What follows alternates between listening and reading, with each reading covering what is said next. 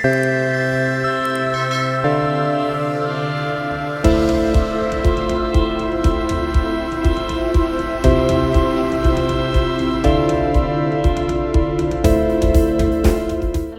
and welcome everybody. My name is Aoife and my name is Sophie, and today we're here to make a video talking about manifestation, the principles and our own experience with the process and our successes. So yeah, Sophie, do you want to start? Yeah. So basically, we've been friends for almost 10 years now. Mm-hmm. And when we first met, we were like the first friends that we each has ever had who was into like spirituality at all. Mm-hmm. And we had an instant connection. Yeah. So like even Aoife started like, we were like picking up on each other's thoughts like straight away. Like we were both just like in the same zone. Mm-hmm. And that has progressed like over time, and I got really into manifestation. Mm-hmm. And we both kind of gone on like different journeys. Mm-hmm. And now it's like 10 years later and we're both actually in this as a career. Like mm-hmm. I'm a manifestation coach and Aoife does lots of different healing. Different healing, like really broad spectrum of it. Mm-hmm. So we just wanted to make a video because we both have so much wisdom and like knowledge through our own life, like using manifestation as like a lifestyle and implementing it and then getting the results. Mm-hmm. So we wanted to kind of share the principles and the process, and then also some of our own like success stories and how like it works for us. Yeah. And how you can live it, like, and I think it's like the more you do something, the more natural it just becomes in your life, the more integrated it is. At the beginning it might take some effort. Mm-hmm. Because you haven't really experienced the results. Yeah. But the reason it takes effort as well is because you're forming new neural pathways in your brain. Yeah. So it's like not a habit yet. Yeah. So it feels strange as the pathway is being like formed. Like I always think about it as if like, you know, when you're like digging out a tunnel, but then once it's dug, you can just like walk straight through it, and the thoughts and the habits can go straight through once you form it. So we'll feel uncomfortable at first, but then with practice, when it becomes default. Mm-hmm. Yeah. Yeah. So we were talking about this earlier, like, and the process is, it's always like the first step is like focusing on mm-hmm. what you want. So it's like creating a laser focus, like what do you want? Like if you think about it, if you went to like a shop and you're talking to the cashier, mm-hmm. you wouldn't just turn up and say, oh, I don't really know what I want, because they can't give you anything. So like I always find like the first step is like, okay, figure it out, get clear on what I want. Mm-hmm. And then for me, it's doing the manifestation practices about then like focusing in on that and getting into the vibration. Mm-hmm. Isn't it? Yeah, exactly. Yeah. And yeah, I think for me it's like the feeling of it, like what does it feel like to have it, and actually just acting as if it's already here. Yeah. It's like, you know, I'm like, oh, I want to manifest this situation of love into my life. What does it feel like to be loved? What does it feel like to be adored? What does it feel like to be like what does that relationship feel like inside? And it's really acting as if it's already done. Yeah. You know? Mm-hmm. And a good part of that as well, which I find people get tripped up on, is like you don't have to act as if all day. Mm-hmm. You just have to spend a little bit of time in that vibration. Exactly. And you can do that through like visualization, or you can do that through like, I find a really powerful way of coming into the vibration of love is through like a memory. Like when have you felt love before? And activate that in your body. Or like I find it with like thinking about my brother, because it's like unconditional love. Like he could do anything and I'm still gonna love him. Exactly. Yeah. So I find when I think about my brother, it's an easy way for me to get into the vibration of love, or a pet, or an animal. Or you probably feel that about your nieces. I do. Yeah, exactly. Yeah. It's instant. It instantly brings you there, and then it's like you said, you don't have to sit there all day like trying. It's just like take a few moments out of your day, if it's in the morning and in the evening or something, and just sit there and feel it and allow it to be present. But it's like you don't have to force or spend loads of time on it, you know. It's like the more that we do these things, the more that they just become a part of us anyways. And you'll find yourself throughout the day, like a practice I have is when I go into the toilet, I might look in the mirror and have that moment of like deep presence where I come into a place of love. So it's like throughout the day you can just have these little moments, you know, little trigger practices. Exactly. Yeah, the one I use for that is like segment intending, setting your intention before you start a new segment. So like exactly like before you go out. If you're going somewhere like and you're going to meet someone, set the intention, like my intention for this is I'm going to have loads of fun, you know, and then you're paving the way, you're priming yourself, you have your subconscious on your side then, because you're literally, this is what's going to happen. I'm setting the intention. And when you set the intention, you're creating that visual in your mind, and your subconscious automatically starts to try and fulfill that. So I do that with everything. And when you start practicing that, it becomes like a default. So I will set an intention maybe like 20 times a day. Or even I'll write down a sentence just before I set out to do something, like making a video, or if I have like a coaching call with a client, I'll write down my intention and just visualize the outcome that I want. So you're like putting that energy out there before it's even started. So I think that's like the first step to manifestation. That's like the focus part. Yeah, the focus and the feeling, and then kind of like letting go of the outcome. Yeah. Which can be the hardest part for people, is like letting go of the outcome. Okay, I've done the work now. I've realized what I wanted. I've focused some intention. I felt the energy from the outcome, but now I have to let it go. Yeah. The Detachment. Yeah. Because when you're like attached to it, what energy are you in? You're basically like screaming out, I don't have it. I don't have it. Where is it? Where is it? Where is it? Literally. Yeah. And I've been there before. It's like, where is it? Like, you know, you're looking around, you're searching, but that's actually really signifying lack. And that's not the vibration you want to be able to be in vibrational alignment with that, with what you're looking to manifest. Yeah. Exactly. Like, so when you're saying acting as if you're constantly asking where it is, you're actually sending out the opposite vibration to what you're trying to attract. So I find it's easy to let go when you've done the practices. You're like, right, I've set my intention, I've made it really clear, I've sent out my, like, what I want to the universe. It's now already done. So it's just learning to get comfortable with that trust and the knowingness. Trust. Yeah, the trust is like the most important part, isn't it? It's like trusting yourself, trusting the process, and trusting the universe. And I think it's like at the beginning, if you're only starting this process of manifestation, that can be hard because you haven't seen the results.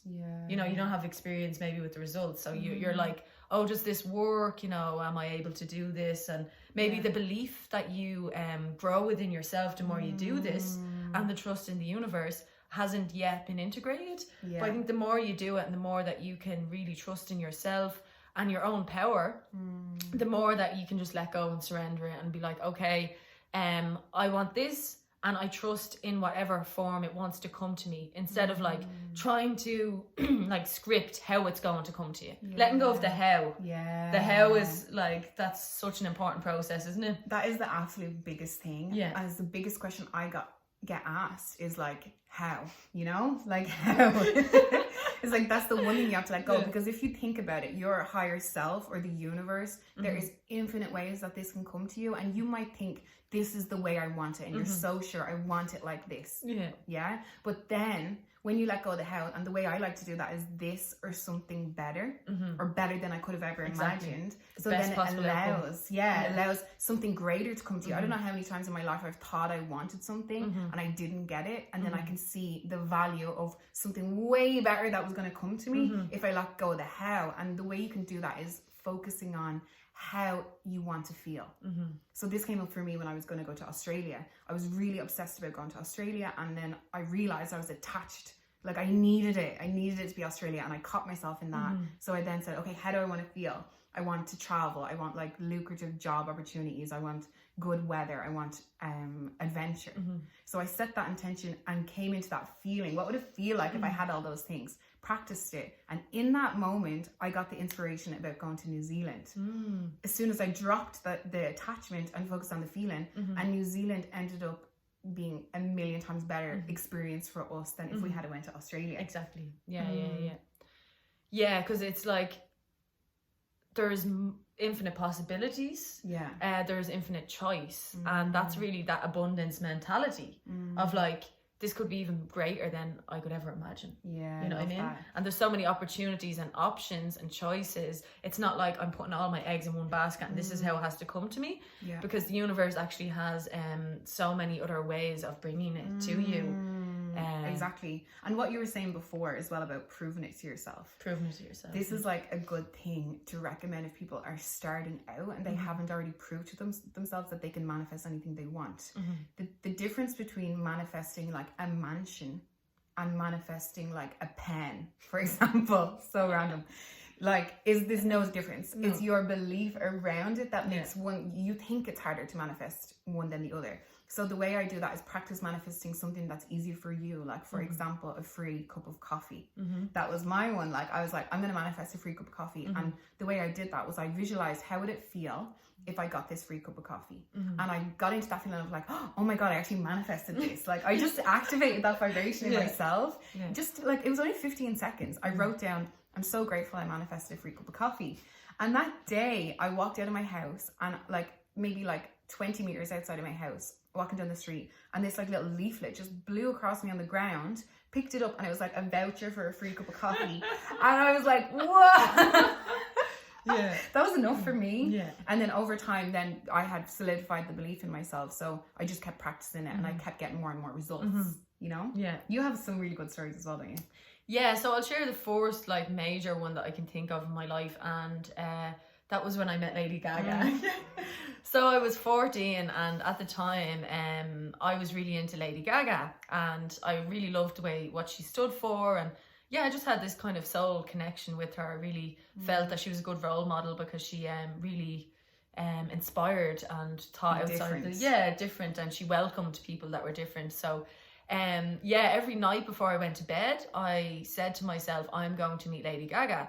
And at the time, like, I had not received any sort of external information about manifesting. I had not, I was just doing it, I suppose, and believed in it. So every night before I went to bed, I would think, okay, I'm going to meet Lady Gaga every single night. And then I went to her concert and she brought me up on stage and I went backstage and I met her, you know, and I was like one of 7 people that got to spend the longest amount of time with her. So that was when I started to see, okay, like there's definitely power in this. Another time I can think of was like a couple of years ago when I manifested the harp.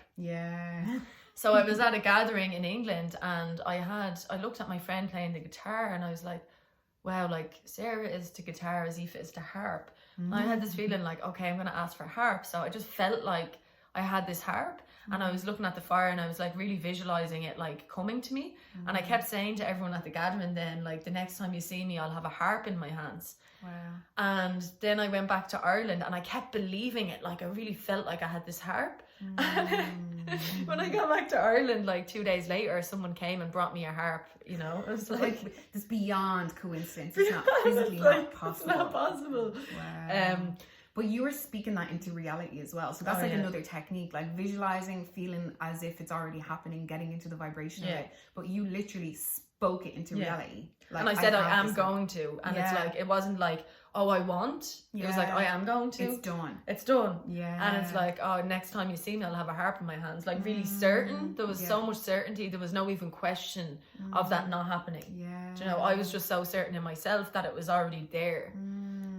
Yeah, I totally agree with that. And that's like reminding me of what we were talking about earlier about, you know, when you've done the work and you know it's done, and then getting into that place of letting go and the sense of like knowingness, like this is already done. And we were talking about earlier when you're like, okay, so I shouldn't keep thinking about it. And that's really hard for people. You know, like, oh, I can't think about it. It makes you want to think about it more. So for me, that brings up like the resistance of I can't think about it. So it's like allowing yourself to think about it. Like, okay, I'm allowed to think about it. And then when you allow, it lets the resistance go away. So it naturally disperses because you haven't built up so resistant energy against it. It's like when you're meditating and you're sitting there and your thoughts come in, and like instead of like really forcing them away, you're just observing them and allowing them. And in that way, they naturally dissolve, you know. And that's that observe. That's the observe. Yeah, it's observing. And so then it's the same, like if you feel like yourself like thinking about it throughout the day, just observe it and allow it to be. And that stops the resistance from coming in, you know. And you're not being sucked in by it anymore. It doesn't have power over you. You literally take your power back. Exactly. Because you're just observing, and it disperses the energy. You can literally feel it happening, you know, and you're just like, okay, because you're shining the light, and it's like an objective perspective. Like, you are not it. You're not your thoughts, you know, so you can observe your thoughts, which means your thoughts aren't necessarily true. You don't have to believe or buy into every single thought that comes up. You observe it, and then you can choose. Isn't it? Exactly. It is. Yeah, I think that's probably like the overall picture of manifesting, isn't it? Focus, do the practices that work for you to focus or get into the vibration of and it. Feeling, the sense of feeling it as if it's already here, and like the certainty and the trust. The trust is huge, I think. Yeah, like the trust thing as well comes in for me when I think about it, is like, we, you know, it seems like we're like matter, you know, it seems like, okay, everything is solid, but we know now that everything is energy.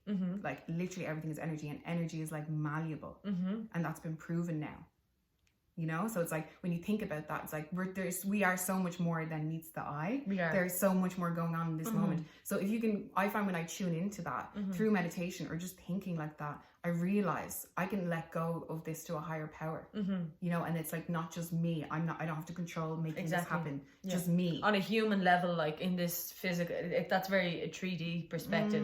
But if we realize, okay, we're actually like multi-dimensional beings, it's like, okay, I'm gonna hand it over to my higher self now in a different dimension, and you can take care of it.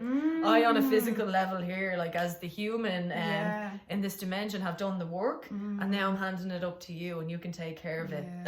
Yeah, exactly. And then you're actually inviting a higher power in. Exactly. Because, like, if it's true that we all have free will, then if there is a higher power, if we have guides, they can't necessarily step in and help us unless we ask. So it's taking that moment to be like, okay, I'm giving this up to a higher power, and that's again letting it go, letting go of the control. Of, I have to do everything on my own, I'm unsupported, and it's like, you know, it's like, oh wow, I'm actually so supported, and there's so many beings and powers that be that really are looking to help me, if only I'd let go and just let them and allow. Yeah. That's a really good word, isn't it? Just allow it to come. There's no effort involved. It should be fun. I always like to remind people that manifestation practices should be fun. If they're not fun, it's not working. Exactly. The whole point you're doing this is because you want to enjoy the process and get into a certain vibe. It's not about doing it correctly. It doesn't matter how you do it. If you're enjoying it and you feel the feeling of what your desire is in that moment, that's all you need to do. That's it. Exactly. Yeah. It's actually really simple. And then it's just being receptive, and I think that's the allowing part, is that like kind of feminine energy of receptive. Okay, I am open to receiving, you know, and it's not like, oh, I have to work so hard to get this. Do you know what I mean? I have to keep working there, you know. And that's what you'll get if that's what you believe. Exactly. Yeah. So it's just like shifting the belief systems by observing them. Yeah. Exactly. So I think that kind of wraps it up. That's like, that is the manifestation process, and it's just adapting that into your lifestyle, like we gave with our examples. You can do it with everything. So thank you guys so much for watching. If you guys have any success stories that you want to share with us, or if you have any questions about anything that we talked about, we'd love to hear from you, and we'd love to answer them.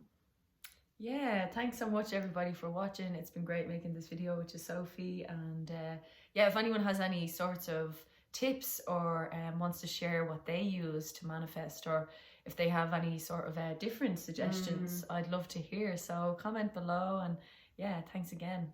Yeah.